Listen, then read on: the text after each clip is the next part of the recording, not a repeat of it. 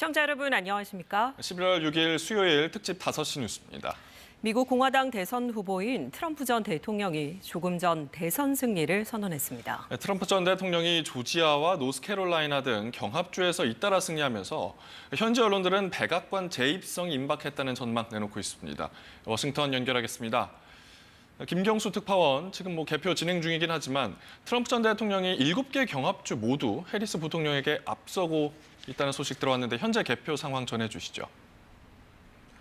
네, 트럼프 전 대통령이 조금 전 대선 승리를 선언한 이유는 주요 경합주 개표 결과 승기를 잡았기 때문입니다. 남부 경합주죠. 이른바 선벨트로 불리는 조지아와 노스캐롤라이나에서 트럼프 전 대통령이 승리했다고 현지 언론들이 전했습니다.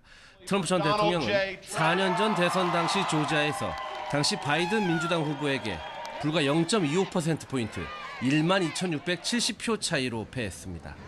조지아와 노스캐롤라이나는 각각 16명의 선거인단이 걸린 곳으로 트럼프 전 대통령은 이에 따라 전체 선거인단 538명의 과반인 270명을 거의 확보한 상태입니다. 네, 펜실베니아 개표도 거의 끝나가는 것 같은데요. 트럼프 전 대통령이 거의 승기를 굳힌 것 같죠.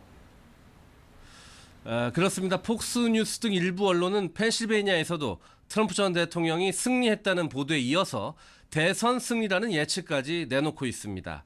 펜실베니아 개표율이 95%를 넘어선 상황에서 트럼프 전 대통령은 해리스 부통령에 여전히 앞선 상태이고요. 트럼프 전 대통령이 승리할 것이란 현지 언론의 보도가 계속 나오고 있습니다. 이 밖에 경합주로 불린 위스콘신과 네바다, 미시간, 애리조나에서도 트럼프 대통령이 앞선 상황입니다. AP통신은 트럼프 전 대통령이 백악관 탈환에 근접했다고 전했습니다. 해리스 부통령은 당초 예정됐던 하워드 대학 연설을 미뤘다는 얘기도 들리는데 지금 현재 분위기가 반영된 거겠죠?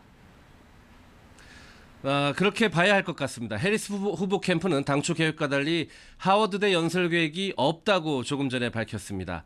하워드대는 해리스 부통령의 모교로 당초 이곳에서 개표 상황을 지켜보다가 지지자들에게 연설할 계획이었습니다.